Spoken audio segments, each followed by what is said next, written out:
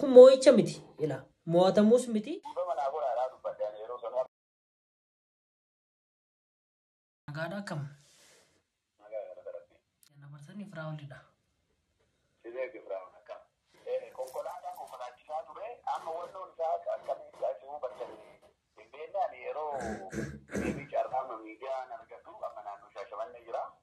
Okay.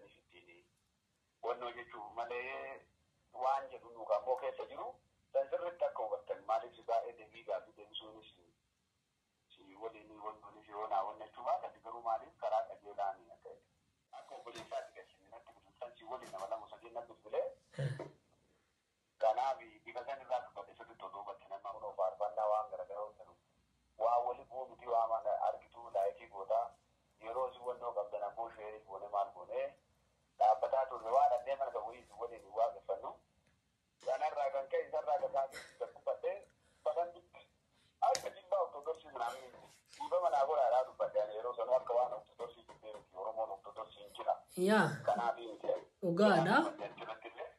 Galatooma dai inni guddaan waan kana.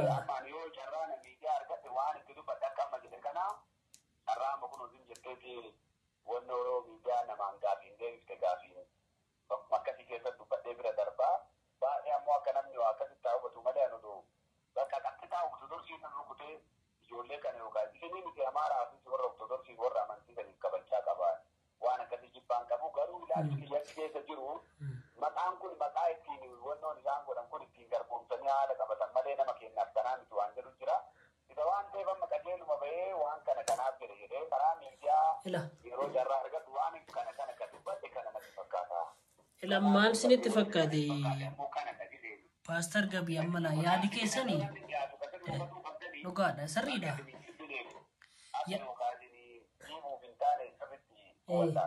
Yaadi kee baay'ee gaariidha. Garuu kanatti yaaddee siifi waaqa qofaaf beeka. Garuu immoo yaada akkaataan ati ittiin ibsite sana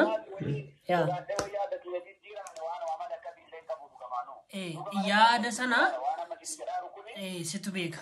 Gabtoal ani immoo waan kana garuu otoo ati ortodoksii taate yookaan ani paastorii ta'e yookaan faarfataa amantaa biraa ta'e toon akkaataa kanaan dubbadhe baay'ee atis sitti dhagahamuu danda'a.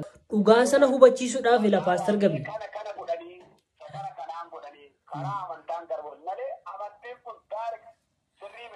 Namni immoo akkatti nu hubatu gala. Namni immoo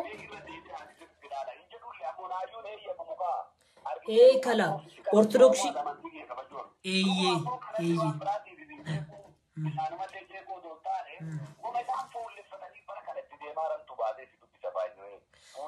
akkasidha waan saa akkasidha.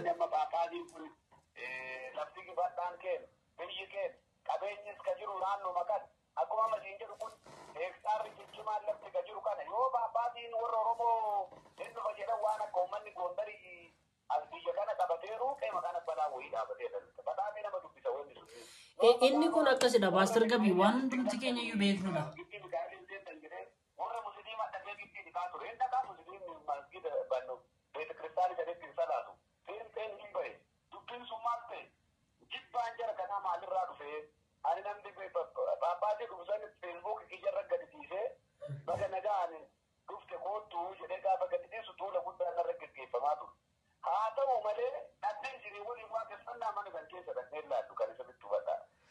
Nannu badhaan ansi hubachuun danda'ala.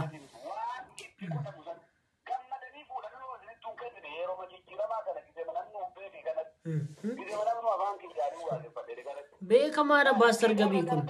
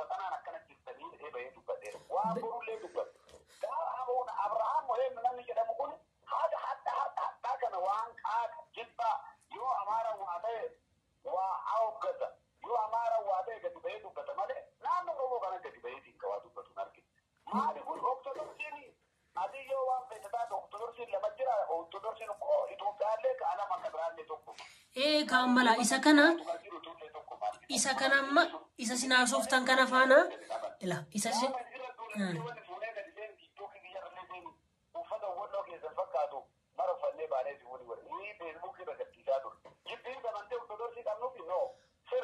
Hirri sun akka baduuf nu faana hiriiruu hin dandeessu garuu immoo akkaataa qaba qala nuti amma yeroo waan akkasiitti nu cinaa dhaabadhaa inni waan akkasiirratti nu cinaa dhaabachuu dandeessu maaliifini amantaan Protestantii ana amantaa obboloota keenyaati obbolaa keenyatu keessa jira nutis jibbuun dandeenyu yoo amantii namaa kabajedha amantii kee kan kabajamu kanaafi akkaataa ati ittiin ibsite sana kabaja guddaadhaan si gaafadha otoo akkaataa sana miidiyaa kan biraa kan barbaadini miidiyaa TikTokii kee yookaan Facebookii kee irratti akkaataa nan ibsuu barbaade akkasidha amantii kana keessa immoo Oromoon hundi Oromoon amantaa kam keessayyuu amantaa namni dhabamee hin jiru Oromoon ummati Oromoo jechaadha kanaaf ati otoo waan yaada akka namni yaada qajeelaa wayitiin si ilaaluudhaafi waan kanarratti otoo ibsa wayii kennite yookaan akkaataan ati itti ibsite sun dogoggora ta'uusaa otoo uummataaf ibsite kun moo'icha miti ila mo'atamuus miti kun nuti kan mormaa jiru sirnicha mormaa jira malee manni kunis jarri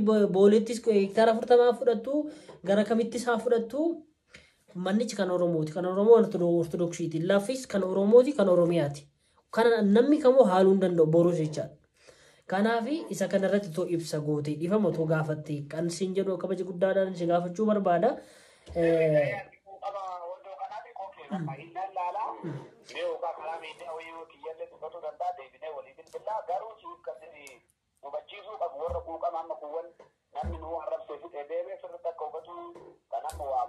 aariidha gabar amantiinis nama aarsa anis amma Oton kabajasi kabachu baadde siin bilbilu siin arrabsa garuu ani amantiin koo kana nan barsiisona kanaaf siin jedhe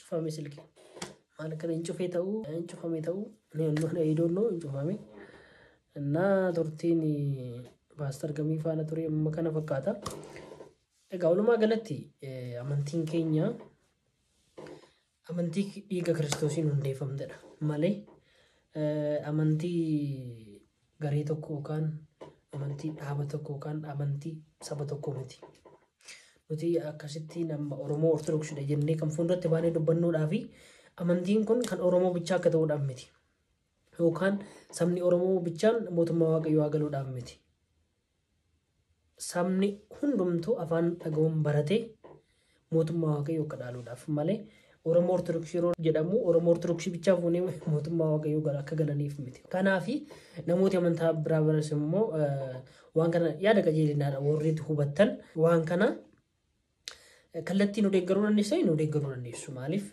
namni kamuu afaan isaatiin akka baratu nama amantaa dhaaba amantaa ta'ee dhaaba kan biraa wal lama gaafachiisu waan jajjabeeffamu qabudha jechuudha kamittuu karaa kamitti iyyuu jechuudha kanaaf warrooti waan akkasii irratti yeroo miidiyaa argattan ispeeshaalii miidiyaa irratti wanta haasoftan adda baafadha amma namni kun gahaasa'ee boodee akkasiidha jedhe yaadi koo warra sana malee dhaaba amantaa kan jibbuu koo miteedha.